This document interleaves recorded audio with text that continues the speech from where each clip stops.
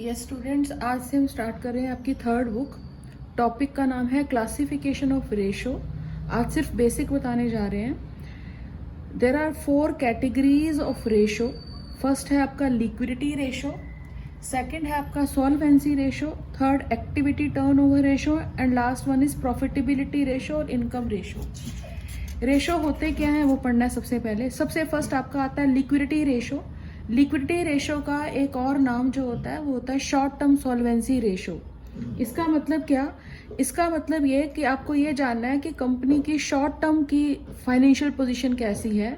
मतलब फर्म एक साल की कंपनी की सॉल्वेंसी कैसी है, अच्छी है, साउंड पोजीशन है या कैसी है। फर्स्ट इसके अंदर आपका आता है करंट रेशो। करंट रेशो का एक और नाम होता है working capital ratio. Working capital का फॉर्मूला होता है current assets minus current liabilities. सभी बच्चों के माइंड में ये क्वेश्चन आ सकता है कि करंट रेशो का एग्जैक्ट मीनिंग होता क्या है। करंट रेशो का मतलब ये होता है current assets upon current liabilities, इसका फॉर्मूला है।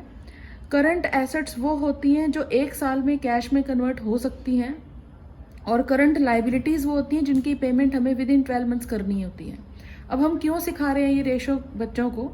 इससे ये मालूम पड़ता है कि आपके पास अगर आपने लाइबिलिटी किसी की 1 रुपी देनी है फॉर एग्जाम्पल, तो आपकी पॉकेट में कम से कम 2 रुपए तो होने चाहिए। इसका मतलब उसका 1 रुपया देने के बाद भी आपकी पॉकेट में 1 रुपया होना चाहिए, ताकि आपके अपने बिजनेस की डे टू डे एक्टिविटी में कोई भी प्रॉब्लम नहीं आए। ठीक है, इसलिए करंट रेशो का जो आइडल रेशो होता है वो होता है 2:1। यह आइडल रेशो होता है 2:1, जो ये इंडिकेट करता है कि आपकी अगर करंट लाइबिलिटी 1 है तो आपके पास करंट एसेट्स 2 होनी चाहिए। क्यों होनी चाहिए ऐसे?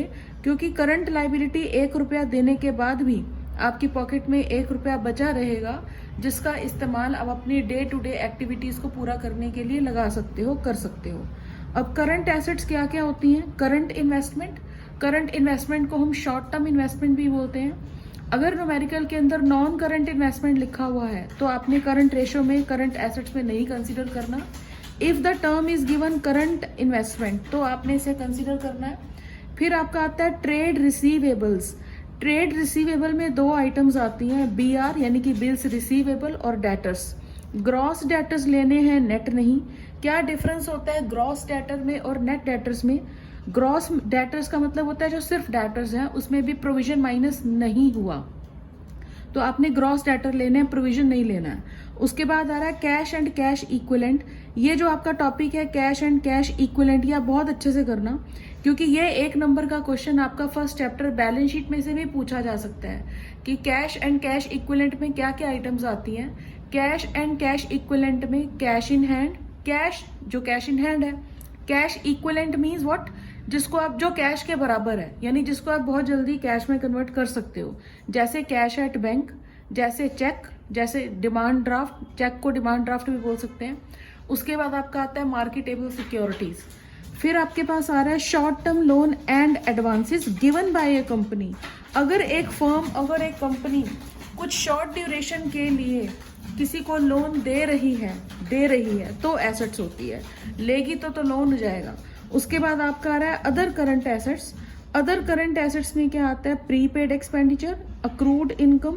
प्रीपेड एक्सपेंडिचर का एक और नाम होता है अनएक्सपायर्ड एक्सपेंडिचर। अनएक्सपायर्ड मतलब आपने कुछ खर्चा कर दिया लेकिन उसका भी ड्यूरेशन है, आप उसको एक पर्टिकुलर टाइम तक आप यूज कर सकते हो। फॉर एग्जाम्पल, आप एक फोन रिचार्ज करवाते हो, आपने 200 रुपीज का प्री पेड करवा लिया। हम पढ़ते हैं ना ऐसे, वो बोलता है प्री पेड या पोस्ट पेड, तो प्री पेड करवा लिया, पैसे तो दे दिए, लेकिन अब वो कैश में थोड़ा ना कन्वर्ट होगा, लेकिन आप उसको उतने टाइम तक आप उसको यूज तो कर सकते हो। तो इस पॉइंट ऑफ व्यू से हम उसे प्री पेड एक्सपेंडिचर बोलते हैं, पेड इन एडवांस। उसके बाद आ रहा है accrued income. Accrued income means what? जो आपने अर्न कर ली है लेकिन आपको मिली नहीं है। सपोज मैं आपके यहाँ आप कहीं काम करते हो और आपको कुछ सैलरी मिलने वाली है लेकिन अभी मिली नहीं है, उसकी ड्यू डेट आने वाली है लेकिन जल्दी आने वाली है, मिले नहीं है। अक्रूड इनकम यानी कमा लिए लेकिन मिले नहीं, तो यू नो दैट कि 10-5 दिन में मिल जाएगी वो इनकम। एडवांस टैक्स, कभी कभी कंपनी कुछ टैक्स पे करती है और नेक्स्ट फ्यूचर के लिए कर देती है, एडवांस में पे करती है, तो उसे भी हम अदर करंट एसेट्स में कैलकुलेट कर सकते हैं। उसके बाद आपका आता है करंट लाइबिलिटीज। करंट लाइबिलिटीज में क्या क्या आइटम्स आती हैं? करंट लाइबिलिटीज में आपके पास वो लाइबिलिटीज जिसकी पेमेंट विद इन 1 ईयर आपको करनी है, उसे हम करंट लाइबिलिटीज बोलते हैं। जैसे बैंक ओवरड्राफ्ट। बैंक ओवरड्राफ्ट क्या होता है? अगर आपके अकाउंट में 10,000 रुपीज डिपॉजिट है, लेकिन आपको बैंक 12,000 विड्रॉ करने की परमिशन दे देता है, तो जो 2,000 आपने एक्स्ट्रा विड्रॉ किए हुए हैं उसे हम बैंक ओवरड्राफ्ट बोलते हैं। तो इसकी पेमेंट विद इन 1 मंथ जितनी जल्दी हो सके उतनी जल्दी करना होता है, तो इसलिए हम करंट लाइबिलिटीज बोलते हैं। फिर आपके पास आता है ट्रेड पेएबल्स। ट्रेड पेएबल्स में 2 आइटम्स आती हैं, बिल्स पेएबल एंड क्रेडिटर्स। यानी आपने किसी से उधार में माल ले रखा है तो वो आपका क्रेडिटर या लेनदार है, उसको भी आपने पैसे 1 साल के अंदर दे देने हैं, इसीलिए वो आपका ट्रेड पेएबल्स है और करंट लाइबिलिटीज में आता है। उसके बाद एक आता है अनक्लेम्ड डिविडेंड। आपने शेयर्स पढ़ लिए। अनक्लेम्ड डिविडेंड मीन्स आपकी कंपनी ने डिविडेंड डिक्लेयर कर दिया और मैं सपोज एक शेयर होल्डर हूं और मैं अभी डिविडेंड लेने नहीं आई, कुछ भी मेरा इशू रहा होगा, तो यू नो दैट कि ये कुछ पर्टिकुलर शेयर होल्डर हैं जो कभी भी अपना डिविडेंड मांग सकते हैं, क्लेम कर सकते हैं, तो विद इन 1 ईयर पेमेंट करनी पड़ेगी कंपनी को, इसीलिए कंपनी के लिए वो क्या है? Current liabilities. उसके बाद आता है शॉर्ट टर्म प्रोविजन। जितने भी शॉर्ट टर्म प्रोविजन होते हैं वो कंपनी के लिए एक करंट लाइबिलिटी होती है। एग्जैक्टली प्रोविजन होते ही वही है जो prepared by the company for known liability, जैसे कि provision for doubtful dates etcetera. उसके बाद एक बहुत इंपॉर्टेंट टॉपिक है, जब भी आप रेशो वाला टॉपिक पढ़ें और करंट रेशो कैलकुलेट कर रहे हो, for the calculation of current ratio loose tools, spare parts, stores and spares and provision for doubtful debts, ये हमने करंट एसेट्स में नहीं लेने हैं। जब हम फर्स्ट चैप्टर बैलेंस शीट वाला पढ़ते हैं वहां पर हम स्टूडेंट्स को बोल देते हैं कि लूज टूल्स करंट एसेट्स में अंडर द हेड इन्वेंटरीज आता है, लेकिन जब हम करंट रेशो वाला टॉपिक पढ़ें और हमारी इन्वेंटरीज में अगर लूज टूल्स इंक्लूडेड हैं तो आप लूज टूल्स को वहां से हटा देंगे, क्योंकि लूज टूल्स को हम कैश में कन्वर्ट नहीं कर सकते। ठीक। उसके बाद और प्रोविजन फॉर डाउटफुल डेट्स तो वैसे भी लाइबिलिटी होती हैं, तो वो कैसे कैश में कन्वर्ट हो जाएंगी, तो इसीलिए इन टॉपिक्स को हमने नहीं लेना। स्पेशली ये लूज टूल्स को याद रखें, बहुत इंपॉर्टेंट है। जब आप रेशो वाला चैप्टर पढ़ें, करंट एसेट्स में इफ इन्वेंट्री इज गिवन और ये क्लियर लिखा हुआ है कि इन्वेंट्री के बीच में लूज टूल्स भी हैं, तो लूज टूल्स को, सिर्फ लूज टूल्स को हटा देना चाहिए। Loose tools current ratio calculate करते वक्त करंट एसेट्स में नहीं आएगा। करंट रेशो का आइडल रेशो क्या है? 2:1। इसका मतलब ये कि अगर आपने करंट लाइबिलिटी 1 रुपए की पे करनी है तो आपकी पॉकेट में कम से कम 2 रुपीज होने चाहिए। कभी कभी बच्चे ये क्वेश्चन आ सकता है बच्चों के माइंड में, अगर ये रेशो बड़ा हो जाए तो क्या हो जाएगा? सपोज ये 3:1 हो गया या 4:1 हो गया, तो इसका मतलब क्या होगा? इसका मतलब ये होगा कि आपकी करंट एसेट्स ज्यादा हैं, क्योंकि 2:1 का मतलब ये करंट एसेट्स हैं और ये करंट लाइबिलिटीज हैं। अगर आपका ये करंट रेशो 2:1 से एक्सीड कर जाता है, सपोज 3:1 हो जाता है या 4:1 हो जाता है, इसका मतलब क्या हुआ? इसका मतलब ये हुआ आपकी करंट एसेट्स ज्यादा है, तो खुश होने वाली बात तो नहीं ना। हो सकता है करंट एसेट्स में इन्वेंट्रीज ज्यादा हो, स्टॉक ज्यादा हो, तो इसका मतलब आपका माल बिकता ही नहीं है, इसका मतलब आपका माल बिकता ही नहीं है। देखो यहाँ करंट एसेट्स मैंने मेंशन की, इसमें एक बहुत इंपॉर्टेंट करंट एसेट्स जो है और वो क्या है? इन्वेंट्रीज। वो मैंने इसलिए नहीं लिखा क्योंकि पहले मुझे ये बताना था कि अगर आप इन्वेंट्रीज हो तो उसके अंदर आपने लूज टूल्स नहीं लेना। तो इन्वेंट्रीज की अगर हम बात कर रहे हैं, हो सकता है आपके शॉप के अंदर, आपके बिजनेस के अंदर इन्वेंट्रीज बहुत ज्यादा हो। इन्वेंट्रीज बहुत ज्यादा है तो इसका मतलब आपका माल बिक नहीं रहा है। हो सकता है डेटर्स ज्यादा हो, अगर डेटर्स ज्यादा हो तो रेशो तो ज्यादा आ जाएगा, लेकिन अच्छी बात तो नहीं होगी ना, क्योंकि डेटर्स जो होते हैं, देनदार कभी भी आपका बैड डेट्स में कन्वर्ट हो सकते हैं। तो या ये भी हो सकता है कि आपके पास इतना कैश है लेकिन आपको वो इन्वेस्ट करना ही नहीं आ रहा, आप लिक्विडिटी में कैश रखकर बैठे हो लेकिन आपको यूटिलाइज करना ही नहीं आ रहा। तो ये रीजन होते हैं जिसलिए हम बोलते हैं कि ये रेशो जो हो रहा है 2:1 से बड़ा नहीं होना चाहिए। अगर ये रेशो 2:1 से एक्सीड कर जाता है तो अच्छी बात नहीं होगी। इसका मतलब ये हो सकता है आपको अपने फंड्स यूटिलाइज करने नहीं आते। इसका मतलब ये हो सकता है कि आपके वहाँ डेटर्स या क्लोजिंग स्टॉक ज्यादा है जो कभी भी बैड डेट्स में कन्वर्ट हो सकता है। उसके बाद एक ये नेक्स्ट पेज पर मैंने ये बैलेंस शीट का फॉर्मेट बनाया है। ये सीखना बहुत जरूरी है क्योंकि अगर आप ये नहीं सीखोगे तो रेशो कैलकुलेट करने में भी प्रॉब्लम आती है। 1 मार्क का एक इंपॉर्टेंट क्वेश्चन हो सकता है कि बैलेंस शीट वर्टिकल है या हॉरिजॉन्टल है कंपनी की। तो of course vertical balance sheet है। वर्टिकल बैलेंस शीट का मतलब ऐसे सीधी, हॉरिजॉन्टल का मतलब ऐसे। जब हमने पार्टनरशिप तक पढ़ी उसके अंदर हमने ये पढ़ा एक साइड में आपकी लाइबिलिटीज हैं और एक साइड में आपकी एसेट्स हैं, लेकिन यहाँ पर ऐसे है, पहले इक्विटी एंड लाइबिलिटीज फिर शुरू हो जाता है आपकी एसेट्स। तो अगर आपसे 1 मार्क का ये क्वेश्चन पूछा जाए कि कंपनी की बैलेंस शीट जो है वो वर्टिकल होती है या हॉरिजॉन्टल, तो उसका आंसर क्या होगा? Vertical balance sheet. Balance sheet के अंदर सबसे फर्स्ट जो आइटम आती है equity and liability. 1 more important question, share holders fund.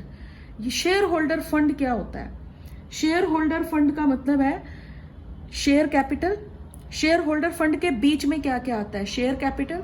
Share capital क्या होती है? Authorised capital, called up, issued capital, called up capital, paid up capital, वो सब। वो तो चलो शेयर कैपिटल का एक एक्सप्लेनेशन थी। शेयर कैपिटल का मतलब क्या हो सकता है? Equity share, preference shares. तो ये सारे शेयर्स जो कैटेगरी दो टाइप है आपकी शेयर्स की, equity and preference. Reserve and surplus, again 1 mark important question. 1 mark का ये वाला question first chapter balance sheet में आ सकता है और पूछा ये जाता है कि कैपिटल रिजर्व बैलेंस शीट में कहाँ आता है? कैपिटल रिजर्व बैलेंस शीट में मेजर हेड जो होता है उसका बनता है शेयर होल्डर्स फंड और सब हेड उसका क्या बनता है? Reserve and surplus. Reserve and surplus में आप लर्न कर लेना ये 4 चीजें आती हैं, जर्नल रिजर्व, कैपिटल रिजर्व। याद करें कैपिटल रिजर्व क्या चीज है? कैपिटल रिजर्व कैपिटल गेन में से क्रिएट किया जाता है। अगर कुछ भी याद ना हो तो इतना तो याद होगा, जब हम शेयर फॉरफिट करते हैं और फिर हम उन्हें री इशू करते हैं तो री इशू करने के बाद जो उनका फॉर फीचर का बैलेंस बच जाता है उसे हम कैपिटल रिजर्व में ट्रांसफर करते हैं और कैपिटल रिजर्व बैलेंस शीट में under the head reserve and surplus में आता है। नेक्स्ट आपका है सिक्योरिटी प्रीमियम रिजर्व। जब एक कंपनी शेयर्स प्रीमियम पर इशू करती है, जो प्रीमियम वाला एक्स्ट्रा अमाउंट होता है, it is not A part of capital, it's a premium, that's why इसे कहाँ शो करना है? Reserve and surplus. नेक्स्ट है आपका credit balance of profit and loss. देखो मैंने अकाउंट नहीं लिखा आगे। क्यों नहीं लिखा है अकाउंट? क्योंकि कंपनी जब बात कर रही है, company profit and loss account नहीं बनाएगी, कंपनी क्या बनाएगी? Statement of profit and loss. तो क्रेडिट बैलेंस का मतलब प्रॉफिट, डेबिट बैलेंस का मतलब लॉस। अगर कंपनी को प्रॉफिट होगा तब तो credit balance of profit and loss reserve and surplus में ऐड हो जाएगा। If there is loss in profit and loss तो लिखा जाएगा debit balance of profit and loss. तो ये डेबिट बैलेंस इसमें से क्या हो जाएगा? माइनस हो जाएगा। ये बहुत इंपॉर्टेंट टॉपिक है। उसके बाद नॉन करंट लाइबिलिटीज आती हैं। नॉन करंट लाइबिलिटीज क्या होती हैं? नॉन करंट लाइबिलिटीज वो होती हैं जो लॉन्ग रन में आपको पे करनी है। अब कुछ बच्चों के माइंड में क्वेश्चन आता है कि फिक्स्ड लाइबिलिटी क्यों नहीं बोल सकते इसे? यार फिक्स्ड क्यों बोलेंगे? कभी लाइबिलिटी खत्म नहीं होगी क्या? कभी तो खत्म होगी। तो इसलिए हम उसको क्या बोलते हैं? Non current liabilities. Long term loan, debenture, long term provision इसके अंदर आते हैं। करंट लाइबिलिटीज वो होती हैं जिनकी पेमेंट कंपनी को विद इन 1 ईयर करनी होगी, जैसे bills payable, creditors, bank overdraft. Next आपका आता है एसेट्स। एसेट्स में क्या क्या चीजें कंसीडर होती हैं? Non current assets. Non current asset में 2 कैटेगरीज हैं, fixed assets, tangible assets, intangible assets. Fix assets वो होती हैं जो लॉन्ग रन तक बिजनेस में चलती हैं, जैसे plant and machinery, land and building. Land and building is a proper term, building is not a proper term. Why? क्योंकि बिल्डिंग हवा में नहीं बनेगी, बिल्डिंग लैंड के ऊपर बनती है, तो proper term land and building होता है। उसके बाद फिक्स एसेट्स जो लॉन्ग टर्म होती हैं। अब फिक्स एसेट्स में कुछ ऐसी एसेट्स भी हैं जो टेंजिबल है, जो मैंने भी एग्जाम्पल बोले, टेंजिबल एसेट्स के बोले, plant and machinery, furniture and fixture, land and building, ये सब फिक्स्ड और टेंजिबल एसेट के एग्जाम्पल थे। इनटेंजिबल एसेट्स की अगर आप बात करें, फिक्स में आए मतलब लॉन्ग रन की है, जैसे कि goodwill, very important question again, goodwill is fixed but intangible asset. Goodwill is not a fictitious asset, intangible है, दिख नहीं सकती है लेकिन बहुत वैल्यूएबल एसेट है, तो goodwill is fixed but intangible asset. Patents, copyright, ये सब किस में आते हैं? इनटेंजिबल एसेट्स में। करंट एसेट्स, करंट एसेट्स वो होती हैं जो विद इन 1 ईयर कैश में कन्वर्ट होती हैं, जैसे कि cash, cash in hand, cash at bank, bills receivable, debtors, inventories etcetera, ये सारी आपकी क्या थी? Current assets. ये प्रॉपर फॉर्मेट है एक बैलेंस शीट का, ये इसलिए बच्चों को सीखना चाहिए क्योंकि अब जब न्यूमेरिकल आएंगे रेशो वाले भी, तो हो सकता है कोई आइटम मिसिंग हो, वो कैलकुलेट करने के लिए फॉर्मेट से ही सीखना चाहिए। मेरे हिसाब से ये फॉर्मेट अगर बच्चा कर ले तो उससे बढ़िया कोई बात हो नहीं सकती। आज के लिए सिर्फ ये बेसिक्स थे, नेक्स्ट वीडियो में मैं न्यूमेरिकल स्टार्ट करवा दूंगी, तब तक आप ये बेसिक्स सीखें और ये वाला फॉर्मेट तो जरूर जरूर जरूर अच्छे से सीखें, स्पेशली रिजर्व एंड सरप्लस, और एक आपका आता है शेयर होल्डर्स फंड।